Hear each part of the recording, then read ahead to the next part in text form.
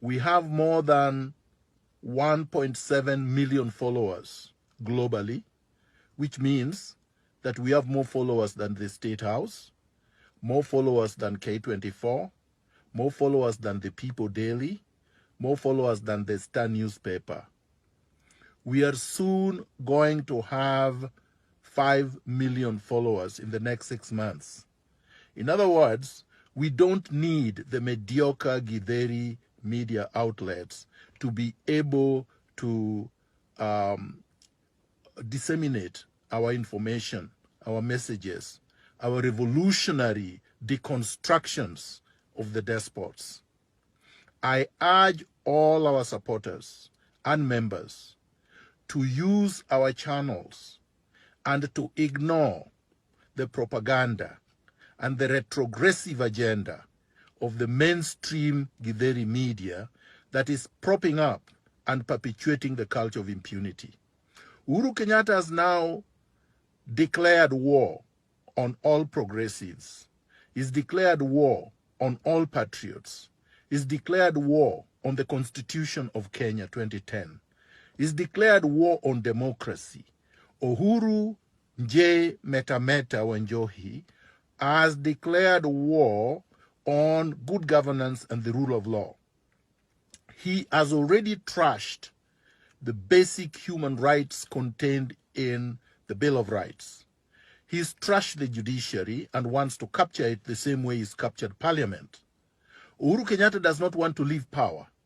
He wants to hang on to his illegitimate power the same way his father did in 1964, when he forced KADU to merge with KANU, thus paving way for him to become an imperial autocrat, an imperial president. Uhuru Kenyatta is using Raila Odinga the same way his father used Jaramogi, the father of Raila, and Tom Mboya, to make Kenya into a one-man militarized dictatorship. That is why he imposed Kariuki Kabochi to be the head of the military. We are going to ignore him because the military is not controlled by the top brass. The military is controlled by the rank and file, predominantly below the brigadier, all the way to the privates. Jerry Rawlings, was just a lieutenant flight pilot. The great revolutionary Thomas Sankara was just a captain. He was not even a major. Revolutionaries are not brought by the top brass. Revolutionaries in the military often support students, progressive revolutionary students, progressive radical intellectuals, and progressive workers, teachers, and peasants.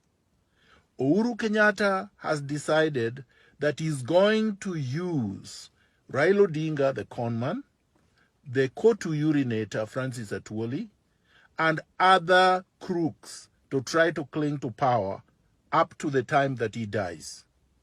Obviously, the drunkard does not want to go home. The drunkard wants to change the constitution so that he can stay on. That is why the drunkard has stolen 40 billion Kenya shillings, public money, in the last 1 month.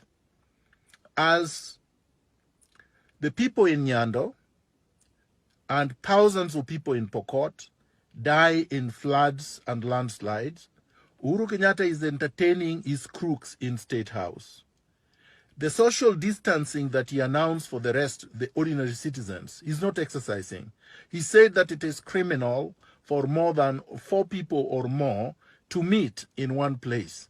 Well, yesterday, he just had a party with his minority wing of the Jubilee Party. He invited 58 members of his Jubilee Parliament and nominated members of Parliament. Uhuru Kenyatta is not focused on COVID-19.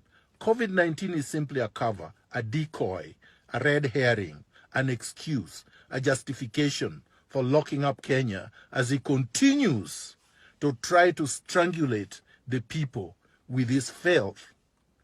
So today, comrades, patriots, we are declaring war on Uhuru Kenyatta, and we have to use all means necessary, particularly the social media and WhatsApp and telegraph and all modern means of communication.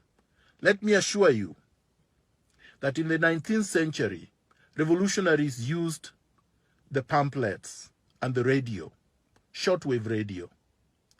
In the 21st